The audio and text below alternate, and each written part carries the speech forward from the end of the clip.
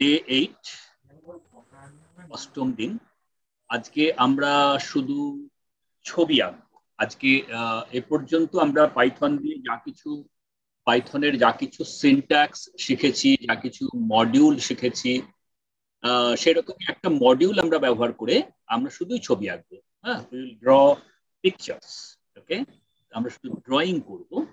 আর যে মডিউলটা দিয়ে ড্রয়িং করা যায়, এটা ছোটরা করতে খুব ভালোবাসে, কিন্তু এটা শুধু ছোটদের সফটওয়্যার নয়, ছোটদের মডিউল নয়, এটা বড়দের যে কোনো কারোর কাজে লাগতে পারে। কেউ যদি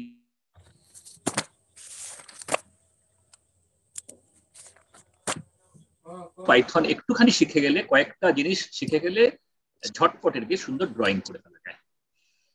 ওকে, সো ড্রয়িং আর মডিউলটার নাম হচ্ছে ড্রয়িং উইথ, যেটা দিয়ে আমরা করব সেটা হচ্ছে টার্টল, মানে হচ্ছে একটা কচ্ছপ, সেটা দিয়ে করবো। হ্যাঁ, যেমন ইউজুয়ালি আমরা ইম্পোর্ট, এটা পাইথনের নিজস্ব মডিউল, ইম্পোর্ট ম্যাথ করি বা ইম্পোর্ট অন্য মডিউল করি, তেমনি ভাবে ইম্পোর্ট টার্টল করে এটা আমরা শুরু করতে পারি। অনেকটা যেতে হবে আজকে, সেই জন্য আমি আগে থেকেই প্রোগ্রামগুলো লিখে নিয়েছি যাতে আমাদের চটপট করতে সুবিধা হয়। আর একটা ব্যাপার বলি, অন্যদিন আমরা এই যে আইডল পাইথনে আমরা করি, আইডলের উপর লিখে করি, আজকে লেখার কাজটা চটপট যাতে করা যায় সেজন্য আমি এটাতে করব না। যারা একটু পাকাপোক্ত প্রোগ্রাম শিখে যাবেন তারা, বা যারা ডেটা সায়েন্সের কাজ করেন, তারা এই যে অ্যানাকোন্ডা নেভিগেটরটা দেখা যাচ্ছে, এই অ্যানাকোন্ডাটা তারা তাদের কম্পিউটারে লোড করতে পারেন।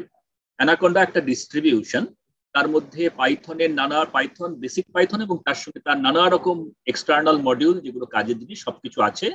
এবং তাতে লেখার জন্য অনেক রকমের প্ল্যাটফর্ম আছে। এইটা মানে একদম সবই ওপেন সোর্স, পাইথন সংক্রান্ত যত কিছু ব্যাপার। কেউ ইচ্ছে করলে তার মেশিনে অ্যানাকোন্ডাটা ইনস্টল করতে পারেন, একবার করলে এরকম একটা লোগো আসবে। আমি এখন আর দেখাচ্ছি না, কেন দেখালে ঘেটে যাবে। এটা ক্লিক করলেই ব্রাউজারে চলে আসবে, মানে একটা প্রথমে উইন্ডো আসবে, সেখানে আমি অনেক রকমের জিনিস আসবে, অনেক রকমের প্ল্যাটফর্ম আসবে, এই আইডলের মতো। তার মধ্যে একটা যেটা আমার খুব পছন্দের, সেটা হচ্ছে জুপিটার নোটবুক। আমার যে মডিউলটা পছন্দ, যে মানে যেটা দিয়ে আমি কাজ করব আজকে, সেটা হচ্ছে, সেটাকে বলবো আমি জুপিটার। নামটা লিখে দিই, অনেকে উচ্চারণ করাটা জুপাইটার বলতে পারেন, জুপাইটার নোটবুক।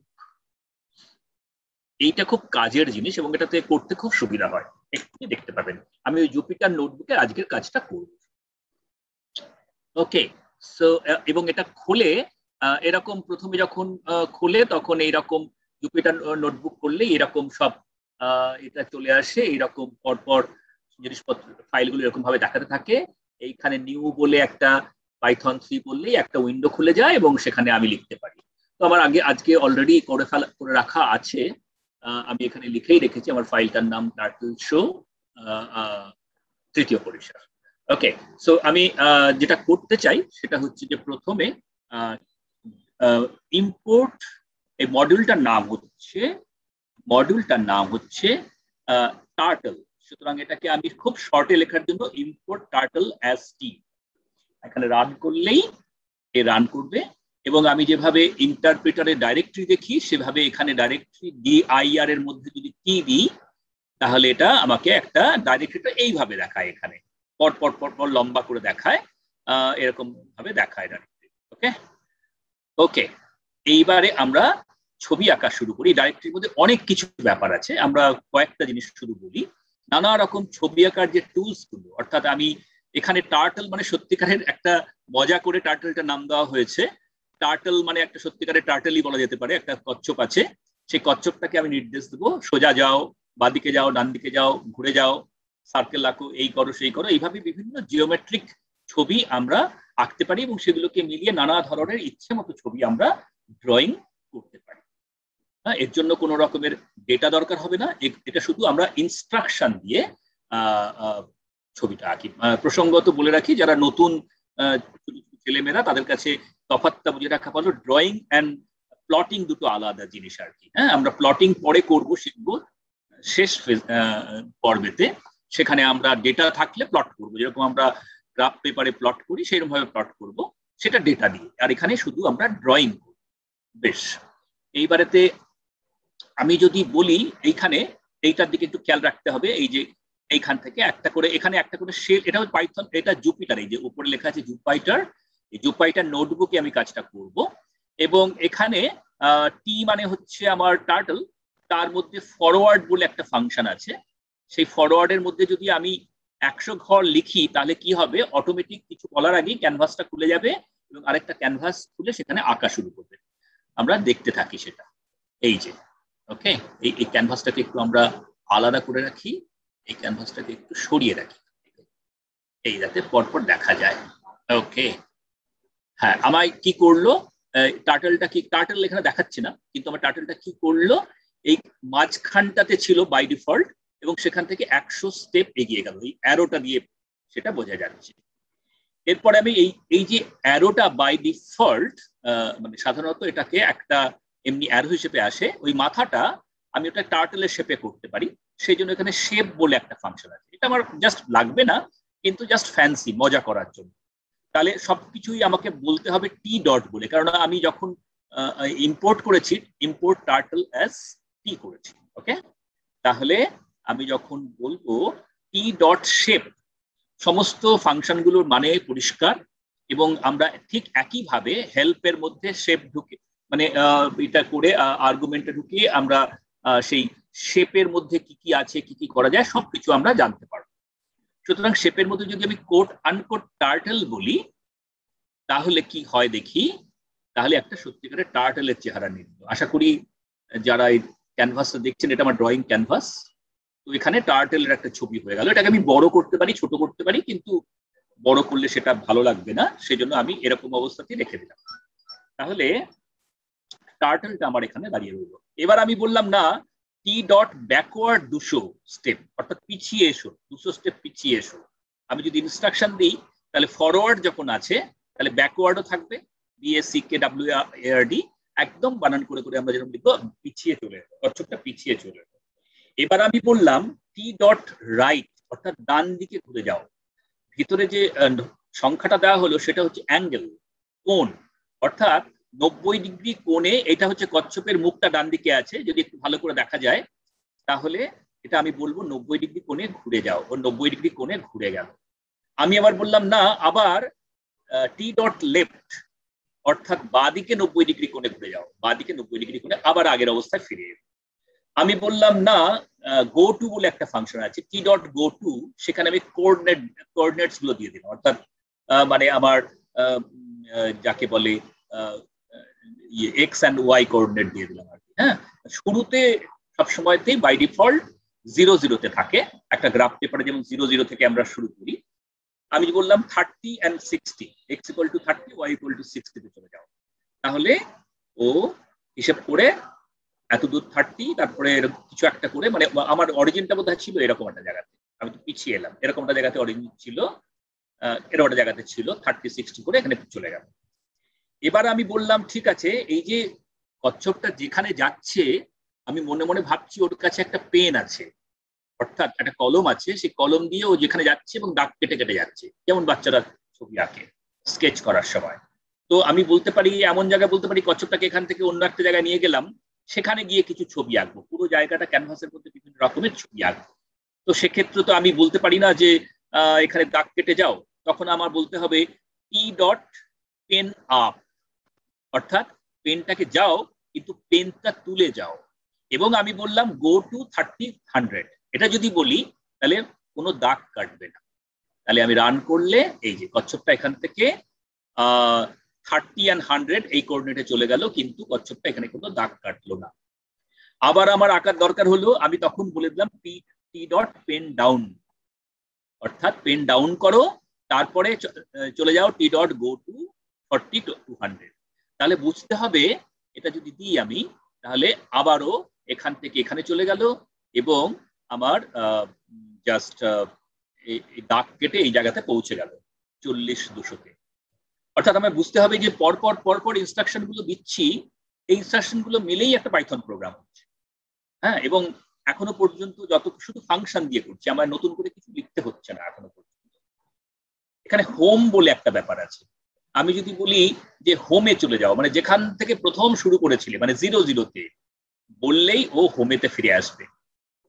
আমার পেন ডাউন করা আছে, সুতরাং ছবিটা লাইনটা টেনেই ও ফিরে আসবে। মানে এটা আমার ছিল, এখান থেকে 100 ঘর সামনে এগিয়ে গেছিল, 200 ঘর পিছিয়ে এসেছিল, তারপর এখান থেকে এখানে গেল, তারপর এখান থেকে এখানে গেল, মানে পেনটা তুলে তারপর এখান থেকে এখানে গেল, আবার হোমে ফিরে এলো।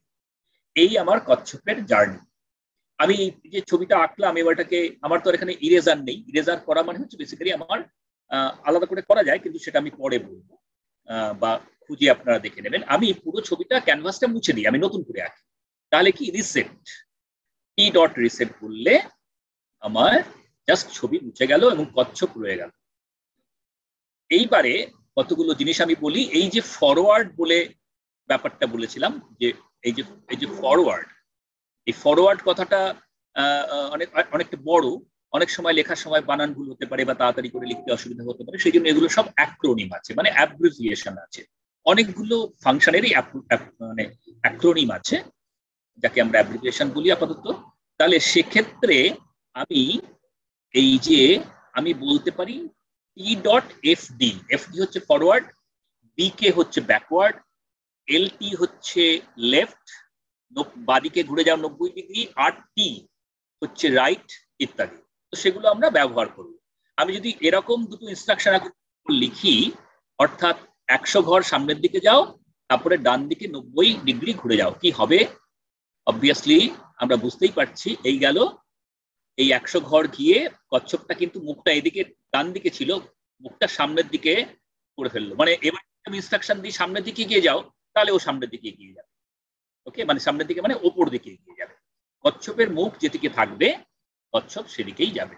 আমি ওটাকে অ্যারো দিয়ে করতে পারি, আমি নানা রকম শেপ করতে পারি, সেসব ব্যবস্থা এখানে আছে। এখানে শেপের মধ্যে স্কোয়ার বলে আছে, শেপের মধ্যে ক্লাসিক বললেও অ্যারো দিয়ে দেয়, শেপের মধ্যে কিছু না বললেও অ্যারো দেয়, শেপের মধ্যে টার্টল বললে টার্টল দেয়, আরো অদ্ভুত কিছু আছে, এগুলো আমরা যখন দরকার হবে দেখে নেব, সেগুলো ফ্যান্সি কাজের জন্য দরকার নেই। আমি আবার রিসেট করে দিই, অর্থাৎ দাগ টাক সব মুছে দিলাম। এইবারে আমি একটা জিনিস করি, এবার আমি পাইথন প্রোগ্রামের মতো করে আমি একটা স্কোয়ার আঁকার চেষ্টা করি, একটা চতুর্ভুজ আঁকতে গেলে কি করতে হয়, আমাকে পরপর এইটা কচ্ছপটা সোজা এগিয়ে যাবে, তারপরে ঘুরবে, আবার সোজা এগিয়ে যাবে, আবার বাদিকে ঘুরবে, আবার সোজা এগিয়ে যাবে, আবার বাদিকে ঘুরবে, এইরকম। তাহলে কি হবে, T dot F D, T dot L T, এটাকে আমি 4 বার লিখবো, T dot F D, T dot L T, T dot F D, T dot L T, এবং তারপরে টি ডট এফ ডি বললেই হয়ে যায়, কিন্তু তাও আমি ঘুরিয়ে রাখবো টি ডট এল টি। মানে এই দুটো করে এই যে এই পেয়ার অফ স্টেটমেন্টস, এটাকে আমি 4 বার করি, এবং আমি যদি রান করি তাহলে দেখা যাক কি হয়। এই গেল গেল গেল, ডান। তাহলে আমার একটা স্কোয়ার হয়ে গেল। আমি আবার রিসেট করে দিই, করে আরেকবার আমি করি, তাহলে কি খেয়াল রাখতে হবে যে সোজা যাচ্ছে, ঘুরছে, আবার সোজা যাচ্ছে, আবার বাদিকে ঘুরছে, আবার ঘুরছে, মানে বাদিকে ঘুরছে, আবার সোজা যাচ্ছে, আবার বাদিকে ঘুরছে, ইত্যাদি, এভাবে 4 বার করবে। তাহলে বর্গক্ষেত্রে 4টে বাহু আঁকা হয়ে গেল। এই এই এই এবার আমি যদি বলি যে এই মানে ছবিটা আমি পরে সেভ করব, আমি ছবিটাকে প্রিন্ট করব ইত্যাদি, তখন এই কচ্ছপের ছবিটা চলে আসবে, সেজন্য কচ্ছপটাকে লুকিয়ে ফেলতে হবে। তাহলে আমি কি করব, হাইড টার্টল বলে একটা ব্যাপার আছে, হাইড টার্টল। তাহলে এটা বললে কচ্ছপটা লুকিয়ে গেল, আমার ছবিটা পরিষ্কার হয়ে গেল। তাহলে এটা আমার একটা স্কোয়ার আঁকা হয়ে গেল। আবার আমি যদি বলি না, কচ্ছপটা থাকলে আমার সুবিধা হয়, কোন দিকে মুখ করে আছে আমি দেখতে পাচ্ছি আঁকার সময়, আমি পরে সেগুলো করবো, লুকিয়ে ফেলবো, তাহলে আমি টি ডট শো টার্টল, আবার টি ডট শো টার্টল, আবার আমি ছবিটা মুছে ফেললাম। এইবারে এই যে 4টে স্টেপ আমরা লিখেছিলাম, এই যে 4টে স্টেপ আমরা লিখেছিলাম, এই 4টে স্টেপেতে আমরা আমি লম্বা করে দিই, এই 4টে স্টেপ যে লিখেছিলাম এখানে 1 2 3 4, বোঝাই যাচ্ছে একই জিনিস 4 বার করেছি। তাহলে অলরেডি আমরা ফর লুপ শিখেছি, যেটাতে একই ইনস্ট্রাকশনকে 4 বার করতে পারি। তাহলে আমার প্রোগ্রাম হিসেবে যদি লিখি, খুব সুন্দর প্রোগ্রাম হবে, স্কোয়ার আকার প্রোগ্রামটা হবে এইরকম, ফর আই ইন রেঞ্জ 4, মানে উপরেরটাও প্রোগ্রাম, কিন্তু এটা আরো বুদ্ধিদীপ্ত প্রোগ্রাম, আরো স্মার্ট প্রোগ্রাম। সেখানে টি ডট এফ ডি 100 বলবো, টি ডট এলটি 90 বলবো এবং এই দুটো স্টেপকে 4 বার রিপিট করব। So if I do that, আমি যদি এটা করি ডেফিনেটলি আমার স্কোয়ার আঁকা হয়ে গেল। তার মানে এইটা একটা ছোট্ট 3 লাইনের প্রোগ্রাম, এটাই আমার স্কোয়ার আঁকার প্রোগ্রাম হয়ে গেল। মানে এই সামনে যাও, এগিয়ে যাও এবং ডান দিকে মানে বাঁ দিকে, আমি বাঁ দিক ডান দিক দুদিকে করতে পারি। রিসেট করে দিচ্ছি। এবারে আমরা আগের দিন আমরা ফাংশন লিখতে শিখিয়েছি, তাহলে আমরা একটা স্কোয়ার আকার ফাংশন করি, লিখি যাতে আমরা সেই স্কোয়ার ফাংশনটাকে বারবার ব্যবহার করতে পারি। কারণ এখানে আমরা প্রচুর ফাংশন দেখছি, এই টার্টেলের ভেতরেই এত কিছু ফাংশন রয়েছে, ফরওয়ার্ড ব্যাকওয়ার্ড ইত্যাদি ইত্যাদি নানা রকমের রয়েছে। তো আমরা একটা বেসিক জিওমেট্রি আঁকার জন্য স্কোয়ার বলে একটা ফাংশন তৈরি করলাম। তা আমি কি করব, ডিফাইন, আমি নাম দিলাম স্কোয়ার, যত লেন্থের স্কোয়ার হবে তার মধ্যে সেই এলটা দিয়ে দিলাম, আর এই যে স্টেপ দুটো, এই যে স্টেপ ছিল এইটুকু শুধু তুলে নিয়ে চলে এলাম। তাহলে সেটাকে লিখলাম for I in range etcetera etcetera, এবং ফাংশন মানেই হচ্ছে রিটার্ন করাতে হবে। তাহলে এখানে রিটার্ন শুধু লিখলাম কথাটা, আর কিছু লিখলাম না, কেননা যা কাজ করেছে সেটাই ও রিটার্ন করবে, কাজ তো করে ফেলে চলবে। তাহলে আমি এটাকে যদি বলি রান, আমার স্কোয়ার ডিফাইন করা হয়ে গেল ফরএভার। আমার এই মুহূর্তে স্কোয়ারটাকে ডিফাইন করে রেখে দিলাম। এবারে আমি যদি বলি স্কোয়ার ব্র্যাকেটে 200 দিই, তার মানে আমার 200 লেন্থের 200 স্টেপের একটা স্কোয়ার ও আঁকবে। এরকম আমি রান করলাম, এবার একটা বড় স্কোয়ারও আঁকি 200 স্টেপের। আমি বললাম ফাইন, রিসেট করো, রিসেট হয়ে গেল। এইবারেতে এই যে আমরা যখন এরপরে জটিল ছবি আঁকবো, অর্থাৎ মানে একটা ছবির মধ্যে অনেক কিছু অংশ থাকবে এবং সেটা এঁকেই যাবে এঁকেই যাবে এঁকেই যাবে, সময় নেবে, আমাদের বিরক্তি লাগতে পারে। সে কারণে আমরা এই কলম দিয়ে কত তাড়াতাড়ি আঁকবো সেটার জন্য স্পিড বলে একটা ব্যাপার আছে। স্পিডটাকে আমরা স্লো ফাস্ট করতে পারি। এই স্পিডের মধ্যে 1 থেকে 10 পর্যন্ত সংখ্যা দেওয়া যায়। 1 মানে স্লোয়েস্ট, খুব আস্তে আস্তে আস্তে আঁকছে যাতে আমরা আঁকাটা বুঝতে পারি কি করে আঁকছে, আর 10 মানে একদম খুব তাড়াতাড়ি এঁকে দিচ্ছে আর কি। তো সেগুলো কিছু এরকম ইয়ে দিয়েও, স্ট্রিং দিয়েও বোঝানো যায়, fast, slow, fastest, slowest, slower, ফাস্টার ইত্যাদি আমরা লিখতে পারি। আমি লিখলাম যা অলরেডি করছে অপটিমাম তার থেকে ফাস্ট, মানে ফাস্ট বলে লিখলাম। তাহলে এরপরে যে কাজটা করব তার জন্য স্পিডটাকে বাড়িয়ে দিলাম। আচ্ছা, এবারে আমি কি করব, এবারে আমি এই প্রোগ্রামটা কি হলো, এই প্রোগ্রামটা একটা মজার প্রোগ্রাম। আমি একটা অন্যরকম জটিল ছবি আঁকি। এরকম ছোটবেলায় আমরা এই ছবিগুলো আঁকতাম জ্যামিতিক বক্স থেকে। যেমন আমি বললাম ফর আই ইন রেঞ্জ 25, অর্থাৎ 25 বার আমি কাজটা করব একটা লুপ দিয়ে। তার মধ্যে কাকে ডাকবো, স্কোয়ারকে ডাকবো, প্রত্যেকবার স্কোয়ার ডাকবো, সে 100 লেন্থের একটা স্কোয়ার আঁকবে, কিন্তু আঁকার পরেই টার্টেলটা ঘুরে যাবে টি ডট এলটি 15, অর্থাৎ প্রত্যেকবার 15 ডিগ্রি করে 15 ডিগ্রি করে ও ঘুরে যাবে। তাহলে কি হবে, একটা স্কোয়ার আঁকলো, ঘুরলো, আবার একটা স্কোয়ার আঁকলো, ঘুরলো, আবার একটা স্কোয়ার আঁকলো, ঘুরলো। তার ফলে মনে মনে আমি ভাবতে পারি এটা কি হতে পারে, দেখা যাক। আমি যদি এটাকে রান করি, এইটা একটা স্কোয়ার স্কোয়ার আঁকছে, বারবার স্কোয়ার আঁকছে, কিন্তু টার্টেলের মুখটা যেদিকে ঘুরে যাচ্ছে সেই দিক থেকে ও মানে আঁকা শুরু করছে। সুতরাং এটা একটা সুন্দর জিওমেট্রিক প্রোগ্রাম হলো। মাঝখানে টার্টেল মশাই বসে রইলো, তো একে যদি আমি হাইড করতে যাই ছবিটা দেখতে ভালো লাগবে আরো, তাহলে টার্টেলকে হাইড করে দিই। তো এই ছবিটা একটা, ছোটবেলায় আমরা নানা রকমের জ্যামিতিক ছবি আঁকতাম, আমি একটা ছবি আঁকলাম, মিনিংলেস ছবি, কিন্তু স্টিল আমার কাছে একটা জিওমেট্রিক ছবি। আবার আমি রিসেট করে দিলাম, এই টার্টেল মশাই আবার ফেরত দিল। এবারে এই যে স্কোয়ার আঁকলাম, স্কোয়ারের জায়গায় যে কোনো জিওমেট্রিক ফিগার, যে কোনো মানে স্কোয়ার, আমি একটা বদ্ধ জ্যামিতিক চিত্র মানে আমি ভাবতে পারি প্রথমে ট্রায়াঙ্গেল থেকে শুরু হয়, ত্রিভুজ, চতুর্ভুজ, পঞ্চভুজ, ষড়ভুজ, সপ্তভুজ, অষ্টভুজ ইত্যাদি ইত্যাদি। মানে সেগুলোর যদি বাহুগুলো সব সমান হয় তাহলে সেগুলো সুষম ষড়ভুজ, সুষম অষ্টভুজ ইত্যাদি আমরা বলতে পারি। মানে অক্টাগন, পেন্টাগন, হেক্টাগন, অক্টাগন, অক্টাগন ইত্যাদি ইত্যাদি। তো আমি একটা হেক্সাগন মানে ষড়ভুজ আঁকলে কি হবে, আমরা ছোটবেলায় যারা জ্যামিতি করেছি তাদের একটু মনে করা যাক। তার একটা লেন্থ দিয়ে দিলাম, প্রত্যেকটা বাহুর দৈর্ঘ্য এল, এবং আমি এখানে ঠিক ওই স্কোয়ার আঁকার মতো আমি রেঞ্জটা, মানে 6টা বাহু আঁকতে হবে, তাহলে রেঞ্জ 6 করে দিলাম, টি ডট এফ ডি বললাম। তার মধ্যে আমার 60 ডিগ্রি করে করে ঘোরাতে হবে। আমার স্কোয়ারের ক্ষেত্রে 90 ডিগ্রি করে ঘোরাতে হবে, কেননা 4 নং 36, 360 ডিগ্রি হচ্ছে ভিতরের সমস্ত কোণের সমষ্টি। এখানে 6টা বাহু আছে বলে 6 × 60 360 ডিগ্রি। তো আমি যদি এটা করি হেক্সাগন, তাহলে আমার হেক্সাগন ডিফাইন হয়ে গেল, ডিফাইন করলাম। এইবার আমি হেক্সাগনটা 100 বাহু দৈর্ঘ্যের একটা হেক্সাগন বা ষড়ভুজ আঁকবো, ঠিক আগের মতোই। কি হবে? তফাৎটা কি হলো, স্কোয়ারে যেমন 90 ডিগ্রি ছিল, আমি শুধু 60 ডিগ্রি করলাম। স্কোয়ারে 4 বার গিয়েছিল, এখানে 6 বার করলাম, আর কোনো তফাৎ নেই। তাহলে আমি হেক্সাগন আঁকি। সুন্দর হেক্সাগন এঁকে দিল।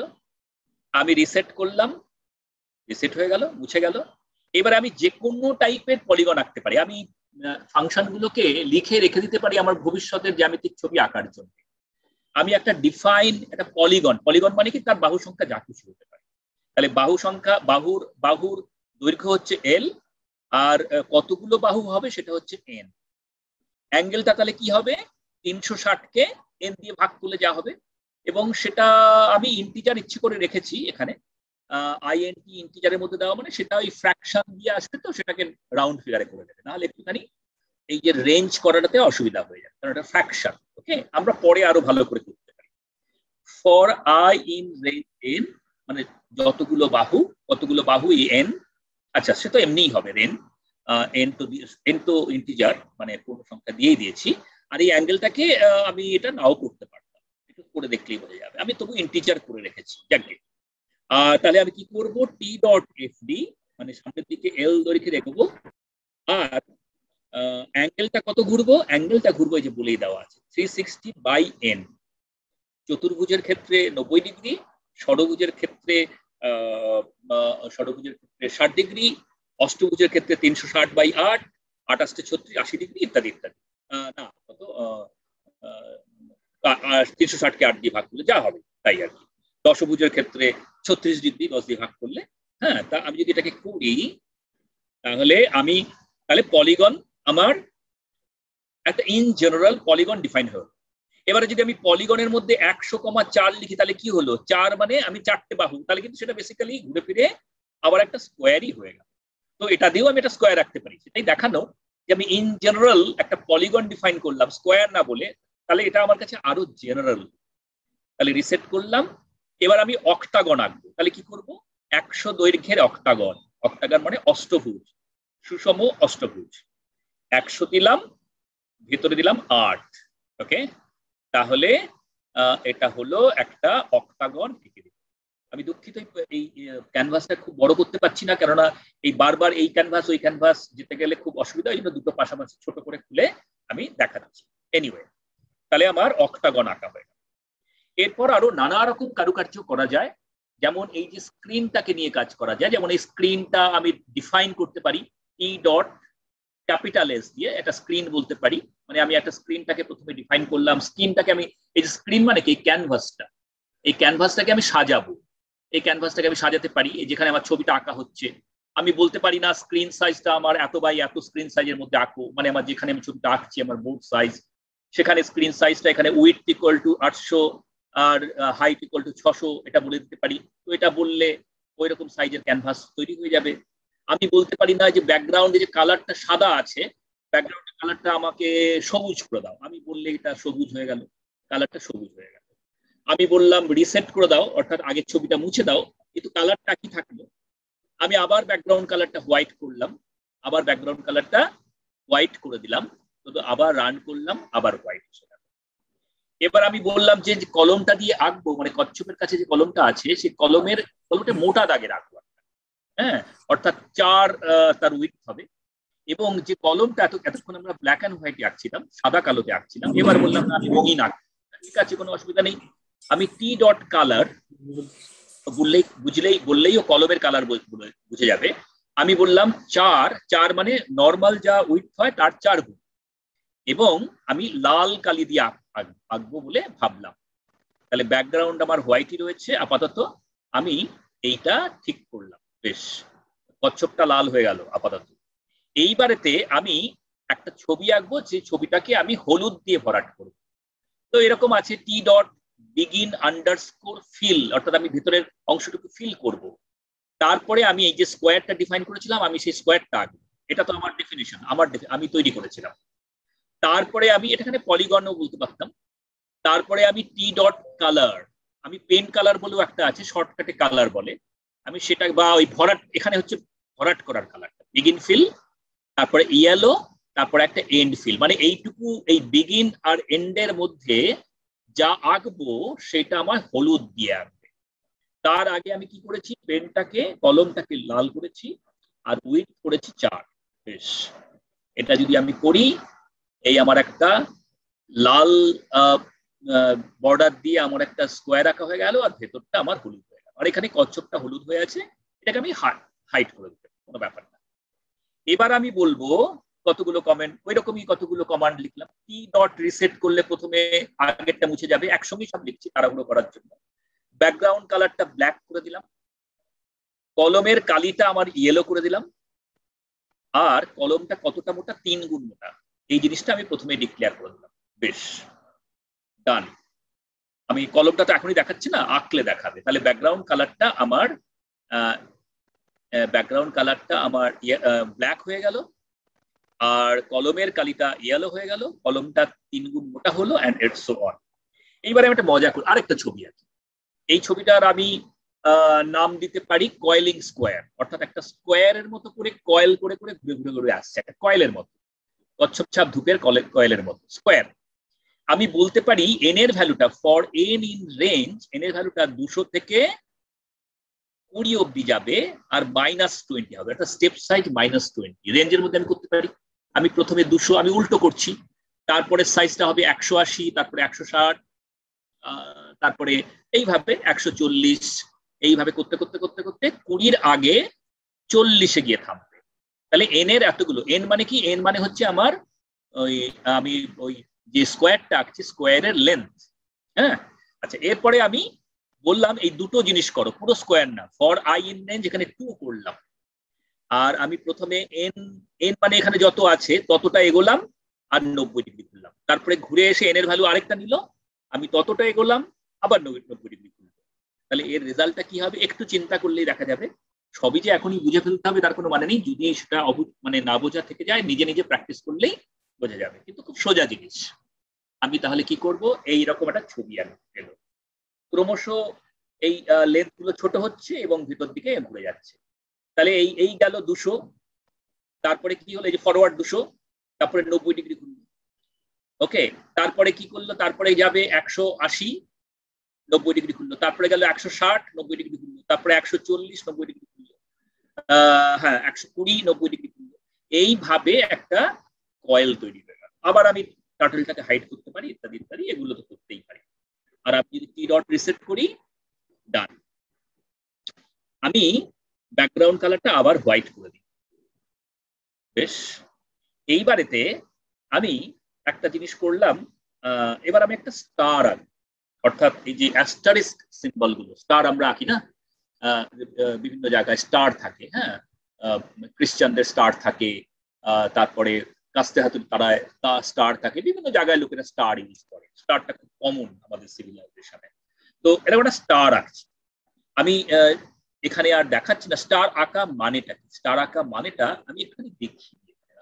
একটা স্টার মানে আমি শুরু করতে পারি এইভাবে, আমি কিভাবে আঁকি, যে এরকম এরকম এরকম এরকম এরকম ভাবে স্টার হয়, তারপরে আমি বলতে পারি এরকম একটা যদি আঁকি সোজা, তারপরে এটা কত হিসাব করে দেখা গেছে যে কত ডিগ্রি অ্যাঙ্গেলে বেঁকতে হবে, তারপরে কতটা যাবে, তারপরে আবার কতটা ডিগ্রি অ্যাঙ্গেলে বেঁকতে হবে, তারপরে কত ডিগ্রি অ্যাঙ্গেলে বেঁকতে হবে, তারপরে কত ডিগ্রি অ্যাঙ্গেলে বেঁকে এখানে দেখা গেছে যে এই যে এখান থেকে যে টার্নিংটা করছে, এই যে এদিকটা ছিল কচ্ছপটা, তারপরে এই যে টার্নিংটা করছে এদিক থেকে এদিকে, এটা হচ্ছে 144 ডিগ্রি, এটা একবারে মাপা। তাহলে কি হবে, কচ্ছপটা সোজা যাবে, 144 ডিগ্রি ঘুরবে, ব্যাস। এটা সে কতবার করবে, এই হচ্ছে কথা। তাহলে কি হলো, এটা 5 বার করবে, 200 ঘর গেল, আর রাইট টার্ন করালাম আমি, এবং সেটা 144 ডিগ্রি অ্যাঙ্গেল, তাহলে একদম কমপ্লিট হয়ে যাবে। আমরা একেবারে জ্যামিতিক ছবিটা করে আমরা দেখে নিতে পারি ভিতরের কোণগুলো সমষ্টি কত, ইত্যাদি ইত্যাদি। তো আমরা যদি এটা করি, তাহলে গেল ঘুরলো গেল ঘুরলো 144, এই করে 1 2 3 4 5, 5 বার ফরওয়ার্ড করলো, আর 5 বারও রাইট টার্ন। That's it. তাহলে আমার এখানে একটা স্টার আঁকা হয়ে গেল। এবার আমি ইচ্ছে করলে ঠিক আগের মতো এই স্টারটাকে আমি কালার দিয়ে ভরাট করতে পারি, আমি নানা রকম করতে পারি। করতে গেলে কি করতে হবে, ওই বিগিন কালার, এন্ড কালার, এই বিগিন ফিল কালার, এই যেভাবে করেছিলাম বিগিন ফিল, এন্ড ফিল, তারপরে কালার একটা বলে দেবো, ইত্যাদি ইত্যাদি বুদ্ধি করে সেগুলো করলেই আমাদের হয়ে যাবে। ব্যাস, তাহলে স্টার আঁকা হয়ে গেল। রিসেট করে দিলাম। খুব তাড়াতাড়ি এবার বলি, আরো অনেক কিছু বলার আছে। আমি সার্কেল আঁকা শিখলাম। আমি এতক্ষণ সোজা লাইন এঁকে, স্ট্রেট লাইন এঁকে ছবি আঁকছিলাম। এবার আমার কাছে একটা এলিমেন্ট আছে সার্কেল আঁকা। সার্কেল আমার নিজে রাখতে গেলে খুব ঝামেলা হয়ে যাবে। ওর কাছে একটা প্রোগ্রাম করাই আছে, ফাংশন আছে, যেটা সার্কেল। আমি 100 রেডিয়াসের একটা সার্কেল আঁকলাম, কোনো ব্যাপারই না। টি ডট সার্কেল, এটা তো বলতেই হবে ক্ষেত্রে, কেন টি থেকে নিচ্ছি আমি, টি মানে টার্টল। টি ডট সার্কেল 100 বললেই ও সুন্দর ঘুরে একটা সার্কেল।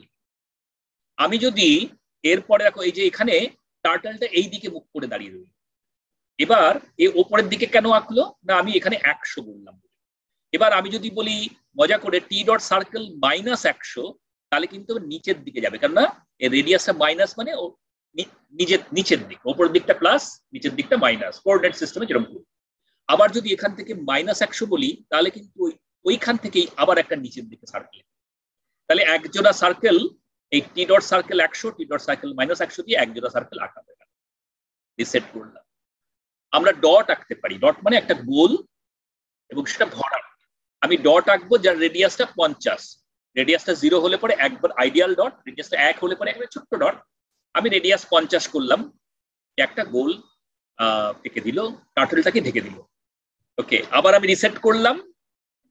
এইবার আমি বললাম ঠিক আছে, সার্কেলের মধ্যে আরো একটা আর্গুমেন্ট দেওয়া যায়, অর্থাৎ সার্কেলটা পুরোটা আঁকবেন। এটা হচ্ছে কতটা, এই যে আমি একে ঘুরছি 360 ডিগ্রি না ঘুরে আমি বলে দিলাম 90 ডিগ্রি ঘুরো।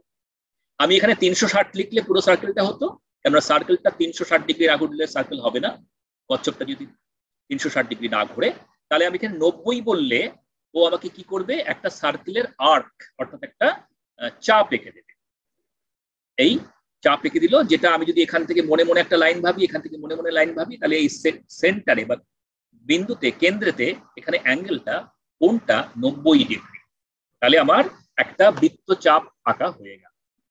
এইবার আমি নেক্সট কাজ করব, এই বৃত্তচাপটা দিয়ে একটা দারুণ কাজ জিনিস তৈরি করব। টি ডট রিসেট, আবার রিসেট করলাম এবং স্পিডটাকে আমি ফার্স্ট টেস্ট করে দিলাম।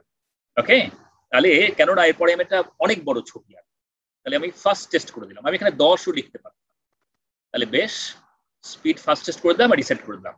এইবার আমি কি করব, সিম্পল একটা পাইথন প্রোগ্রাম, সব ফর লুপের উপর দিয়ে আমরা চলছি। ফর আই ইন রেঞ্জ 50, অর্থাৎ 50 বার কিছু কাজ করব। তার মধ্যে কি করব, আই এর ভ্যালুটা প্রথমে 0, 1, 2, 3, 4, আমি এখানে 1 থেকে 50 করতে পারতাম, 0টা আননেসেসারি করার কোনো মানে নেই, বাট স্টিল আমি এখানে খেয়াল করিনি। আচ্ছা, আমি প্রথমে টি ডট সার্কেল করব, ইচ্ছে করে আমি 2 দিয়ে গুণ করলাম যাতে একটু বড় লাগে দেখতে, মানে একেবারে 1 রেডিয়াস মানে একেবারেই খুবই ছোট। আমি 2 দিয়ে গুণ করলাম, 2 গুণিত আই। আমি যা খুশিতে গুণ করতে পারতাম, আমি এখানে 3, 4, 5 দিয়ে, মানে ছবিটাকে বড় করে দেখানোর জন্য, ব্লো আপ করার জন্য, আর কিছুই নয়।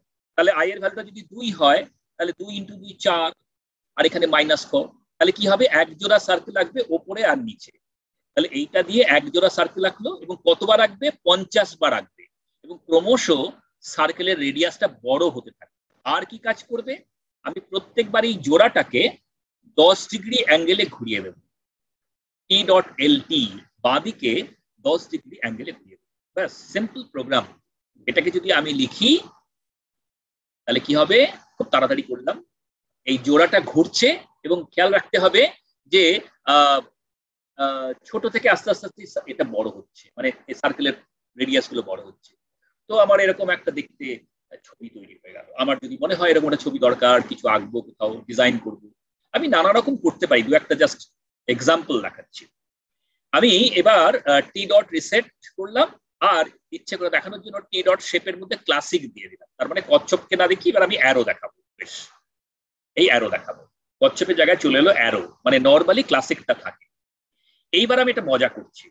এইবার আমি একটা আরেকটা ফাংশন ডিফাইন করছি।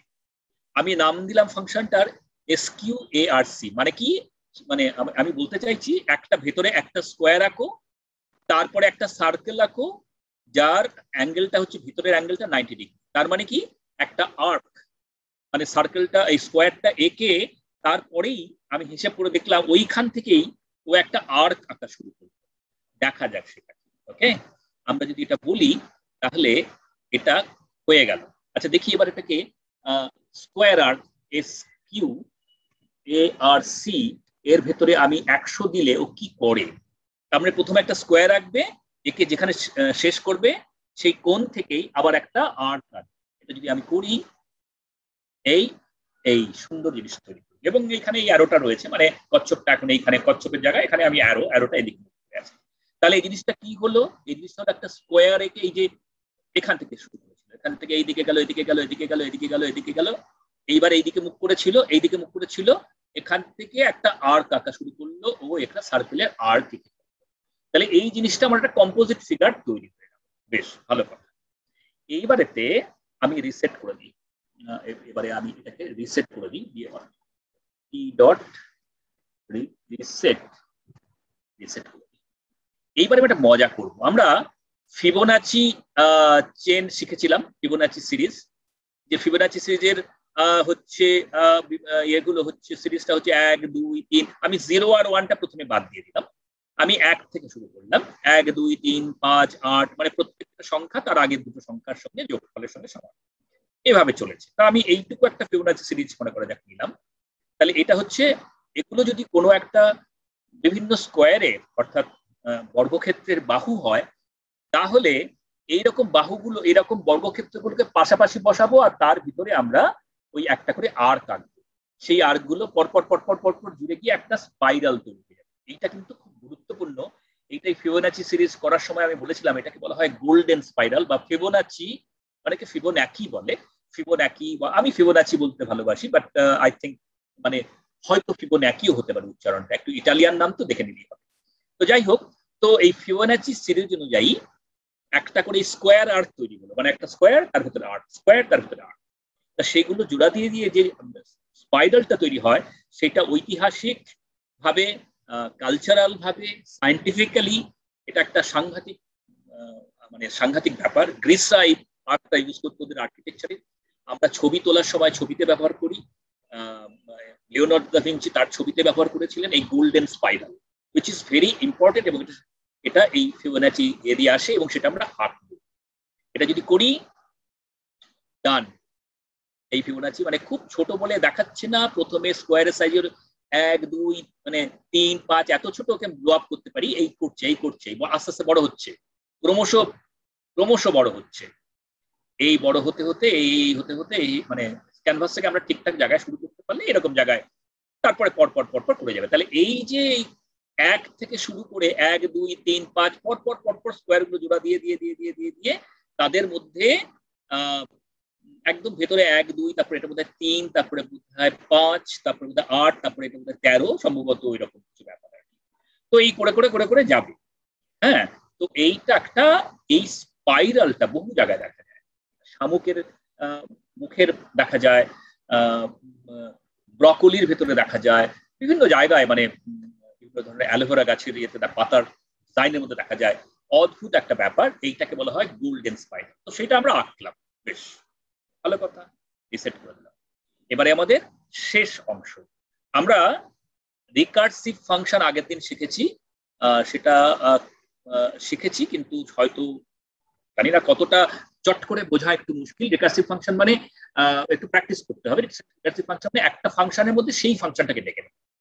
আমি যদি বলি ড্র বলে একটা ফাংশন তৈরি করলাম, একটা কন্ডিশন দিয়ে দিলাম যে এল যখন লেস দ্যান 0 তখন থেমে যাও, তখন শুধু রিটার্ন করিয়ে দাও। আর আমি একটা করে সার্কেল আঁকছি, আর তারপরে আবার ড্র ফাংশনটাকে রিটার্ন করাচ্ছি যার লেন্থটা 10 কমে যাচ্ছে। তাহলে কি হবে, আবার ড্র ফাংশন করছে, আবার সার্কেল আঁকছে, আবার 10 কমাচ্ছে, আবার আঁকছে, আবার 10 কমাচ্ছে। তো এটা যদি আমরা করি এবং সেটাকে যদি আমি করি, এখানে লিখি এবং তারপরে টাইটেলটাকে লাস্টে হাইড করে দেবো একই সঙ্গে, তাহলে ওটা সার্কেল আঁকবে, সার্কেলটা রেডিয়াস 10 কমে গেল, আবার আঁকছে, আবার আঁকছে, আবার আঁকছে, আবার আঁকছে। তাহলে একই জিনিস আমাকে কতবার করলো, একই জিনিস যতক্ষণ না, এখানে কন্ডিশন দিয়ে দিলাম, ইফ স্টেটমেন্ট দিয়ে দিলাম, যতক্ষণ না এলটা লেস দ্যান 0 হচ্ছে ততক্ষণ পর্যন্ত কমে যাচ্ছে, এর পরের স্টেপে 0। সুতরাং এটা একটা রিপিটেটিভ জিনিস আঁকছি, এবং এইটাকে আমি একটা রিকার্সিভ ফাংশন দিয়ে করছি। এরপরে আমি একটা কচ কার্ভ বলা হয়, জাস্ট সেটা বলে আমি শেষ করব। কচ কার্ভটা মানে অত্যন্ত, যারা ফ্র্যাক্টালের নাম শুনেছো বা শুনেছেন তাদের কাছে এটা খুব ইন্টারেস্টিং হবে। ফ্র্যাক্টাল মানে সেলফ সিমিলার অবজেক্ট, কিন্তু আরো অনেক কিছু ব্যাপার আছে। আমরা এটা নতুন জিওমেট্রিক্যাল মানে এর কথা বলি, ফ্র্যাক্টাল, ফ্যাক্টোরিয়াল নয়, ফ্র্যাক্টাল। যেমন ফ্র্যাক্টাল মনে হচ্ছে মেঘের ভেতরে যে কিছু কিছু কিছু কাজ হয়, বা সি কোস্টে যে আমরা জিগজ্যাগ জিগজ্যাগ লাইন দেখি, একটা ফুলকপির মধ্যে একটা অংশ কেটে নিয়ে সেটা যদি ব্লো আপ করি মনে হবে যে সেটা গোটা ফুলকপি। তার মানে কি, এই ধরনের জিনিসগুলো আলাদা জিওমেট্রিক্যালি, মানে অন্য রকম ভাবে নর্মাল জিওমেট্রিক থেকে আলাদা। এদেরকে নিয়ে অনেক অঙ্ক টঙ্ক করা হয় এবং এগুলোর বিজ্ঞানে এদের অবদান অনেক, এবং এগুলো নিয়ে অ্যাস্থেটিক্স মানে লিটারেচার সব জায়গাতেই এগুলো অনেক রকমের মজা হয় এগুলো নিয়ে, শিল্পীরাও আঁকেন। তো ফ্র্যাক্টাল আমরা তৈরি করতে পারি। ফ্র্যাক্টাল মানে একটা সেলফ সিমিলার অবজেক্ট, একটা সেলফ সিমিলার মানে নিজের সঙ্গে নিজের সিমিলার, মানে নিজের ভেতরের একটা অংশ কেটে নিলে সেটা আবার আগের গোটাটার মতো দেখতে, সেলফ সিমিলার অবজেক্ট। একটা একটা খুব popular self similar object fractal হচ্ছে কচ কার্ভ। এটা একটা ম্যাথমেটিশিয়ানের নাম, কচ কার্ভ। কচ কার্ভটা কি খুব ইন্টারেস্টিং। আমি যদি একটা লাইন আঁকি, সেই লাইনটাকে আমি এক্স্যাক্টলি তিনটে টুকরো করে মাঝখানের টুকরোটাকে ভ্যানিশ করে দেবো। তো আমি মাঝখানের টুকরোটাকে যদি, হবে না এখানে তাহলে এখানে যাই হোক, আমি ওইরকম আলাদা আলাদা করে আঁকতে হবে। যাই হোক, মাঝখানের টুকরোটাকে ভ্যানিশ করে দিয়ে এই জায়গাতে এই লেন্থেরই, মানে এটা আমার L/3, এটা L/3, এটা L/3, তাহলে এই মাঝখানের টুকরোটাকে ভ্যানিশ করে দিয়ে তুলে দিয়ে এইরকম দুখানা টুকরো লাগিয়ে দিয়ে একটা আমি এখানে একটা ত্রিভুজের মতো করলাম। এটা কিন্তু থাকছে না, এটা চলে যাচ্ছে। তাহলে ছবিটা আমার দেখতে হবে এরকম। এটা প্রথমে। এরপরে প্রত্যেকটা টুকরোতে একই জিনিস করতে থাকবো। তার মানে এইখানেও একই জিনিস করবো, এরও তিনটে টুকরো করবো। তাহলে এরও মাঝখানে এরকম আঁকবো এবং এটাকে ভ্যানিশ করে দেবো। এরও মাঝখানে এরকম আঁকবো, প্রত্যেকটারই মানে এরকম করবো। এটা নেক্সট জেনারেশন। এরও মাঝখানে এরকম আঁকবো, এটা পরের জেনারেশন। এরও মাঝখানে এরকম আঁকবো, এরও মাঝখানে এরকম আঁকবো, এরকম। এরপরে আবার প্রত্যেকটা এই করে করে করে করে একটা খুব সুন্দর জিগজ্যাগ জিগজ্যাগ জিগজ্যাগ কার্ভ তৈরি হবে, এবং সেটা আমি যদি করেই যাই মানে ইনফাইনাইট টাইমস, সেটা হয়ে যাবে একটা ফ্র্যাক্টাল। মানে আইনত সেটা হয়ে যাবে একটা ফ্র্যাক্টাল। তো আমি রিসেট করি, আগে রিসেট করি আগের ছবিটা। আমি যদি বলি ঠিক আছে এরকম একটা কচ কার্ভ কি করে আঁকবো, আমি L=100 বললাম, তাহলে আমি কি করব, ছবিটা আমি সোজা গেলাম। L যদি 100 হয় তার 1/3 যাও। আমি যে ছবিটা এঁকেছিলাম এই ছবিটাতে আমার কি হবে, এই প্রথমে 100 ধরো L/3 গেল, তারপরে টার্টেলটা ঘুরে গেল 60 ডিগ্রি। এখানে এটা 60 ডিগ্রি, তাই না, সমবাহু ত্রিভুজ। 60 ডিগ্রি বাঁদিকে ঘুরে যাও। তারপরে ডান দিকে আবার এইটা হচ্ছে 120 ডিগ্রি, ডান দিকে 120 ডিগ্রি ঘুরে যাও। তারপরে আবার এটা 60 ডিগ্রি ঘুরে যাও, তারপরে আবার এগোতে থাকো। এইরকম ভাবে আমি ইনস্ট্রাকশন দিতে পারি। তো আমি কি করব, আমি যদি শুধু এই কথাগুলো বলি, T.FT ফরওয়ার্ড L/3 যাও, 60 ডিগ্রি বাঁদিকে করো, লেফট LT, আবার L/3 যাও, আবার রাইট 120 ডিগ্রি ঘোরো, আবার ফরওয়ার্ড যাও L/3, আবার 60 ডিগ্রি ঘোরো, আবার ফরওয়ার্ড যাও। এটা যদি আমি করি তাহলে আমার এই প্রথম জেনারেশনের কচ কার্ভ তৈরি হয়ে গেল। এটা এটা এটা এটা ছোট করে এখানে দেখালাম। ওকে, এইবারে এই জিনিসটাকে আমি রিকার্সিভ ফাংশন দিয়ে মানে করার চেষ্টা করব। ওকে, তাহলে আমি করার সময় শুধু একটা জিনিস দেখবো, আমাকে খেয়াল রাখতে হবে, আমি খুব তাড়াহুড়ো করে বলছি কেন, আমাকে শেষ করতে হবে। কেননা এই যে একটা এর মধ্যে একটা সিমিলারিটি আছে, ফরওয়ার্ড যাও লেফটে 160 যাও। আমি হিসেব করে এখানে একটু দেখলেই বোঝা যাবে ছবিটা। আমি রাইট সাইডে 120 ডিগ্রি ঘোরাও যা, লেফট সাইডে -120 ডিগ্রি ঘোরাও, কচ্ছপের মুখটা একই দিকে চলে যাবে। আমি এটা করে দেখতে পারি। তারপরে আবার লেফট সাইডে 60 ডিগ্রি ঘুরবে, তারপরে এখানে ফরওয়ার্ড করে আর ঘোরার দরকার নেই, কিন্তু আমি এখানে একটা জাস্ট মানে এই আগের গুলোর সঙ্গে সিমেট্রি রাখার জন্য, আগের গুলোর সঙ্গে মিল রাখার জন্য এখানে বলবো লেফট সাইডে 0 ডিগ্রি ঘুরে যাও, 0 ডিগ্রি ঘুরে যাও। ঠিক আছে, তো আমি যদি সেটা করি তাহলে আমি ছবিটা একবারে এঁকে ফেলি। আচ্ছা, তার আগে আমার প্রস্তুতি নিই। আচ্ছা, এটা তো করতে হবে না, এটা তো ছিল। আমি আগের ছবিটা আগে রিসেট করলাম। আর আমি যেহেতু ছবিটা একটু বড় হবে, এই ছবিটা অনেকগুলো জেনারেশন তৈরি করবো, একেবারে বাঁ দিক থেকে আঁকা শুরু করবো যাতে একদম অনেকটা দূর যায়। সেই জন্য আমি এখানে পেন আপ করে পেন ডাউন করলে পরে আবার স্ক্র্যাচ করে এগোতো, তাহলে পেন আপ করে আমি বললাম -250 মানে বাদিকের একদম এন্ডে করে দাও। আমি হিসেব করে দেখলাম ওখান থেকে শুরু করলে ভদ্র হয়। তারপরে পেন আবার ডাউন করো মানে আঁকার জন্য। তারপরে এইখানে আসল জিনিসটা শুরু করলাম। এখানে কচ বলে একটা আমি ফাংশন ডিফাইন করলাম। লেন্থ আমি যা খুশি নিতে পারি এল, আর এন হচ্ছে একটা হিসেব রাখলাম কতবার করবে, প্রথম জেনারেশন, তারপরে আবার next generation, next generation, next generation, next generation. Okay, তো যদি n ইকুয়াল টু 0 হয়, এটা দিয়ে হিসেব রাখছি, তাহলে ও সোজা একটা এঁকে দেবে। আদারওয়াইজ অ্যাঙ্গেল গুলো কত কত ছিল, লেফটের দিকে 60, লেফটের দিকে হচ্ছে -120 ডিগ্রি, নেক্সটটা মানে ডান দিকে হলে 60 ডিগ্রি, তারপরে আবার 60, তারপরে আমি এখানে এমনি 0 ডিগ্রি রেখেছি মানে ওইটার সঙ্গে মেলাবার জন্য।